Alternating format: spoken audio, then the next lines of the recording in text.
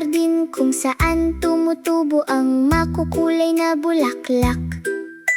Ang masayang bubuyog na si Buzz ay marahang humuhuni. At si Bunny na kuneho ay tumatalon sa tabi ng damo. At Clabber ay natutuklasan ng maliliit na katulong sa mainit na hangin dumadaan. Ngayon ay nagsisimula ang isang malaking pakikipagsapalaran sa hardin. Natututuhan kung paano tinutulungan ng mga insekto ang mga bulaklak sa lahat ng dako. Si Buzz na bubuyog ay kumokolekta ng makinang na pulen. Lumilipad mula bulaklak patungo sa bulaklak sa gintong sikat ng araw. Si Bunny ay nagmamasid ng may kuryosidad at malalaking mata.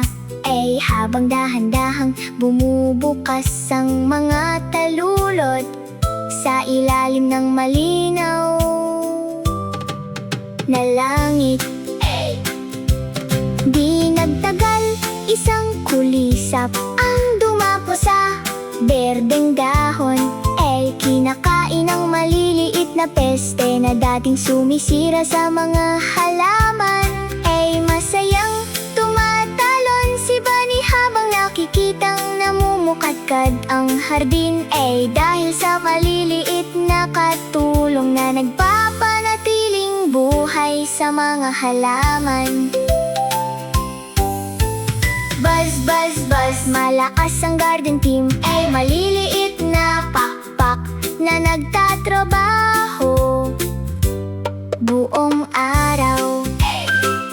Mas nagiging makulay ang mga bulaklak, malayang tumutubo ang mga dahon. Ang kalikasan ay nagtutulungan sa harmonya.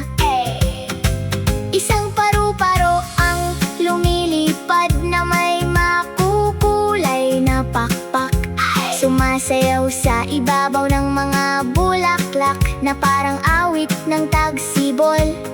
Ipinapakita ni Buzz kay Bunny kung paano nagbibigay ng pagkain ang nektar.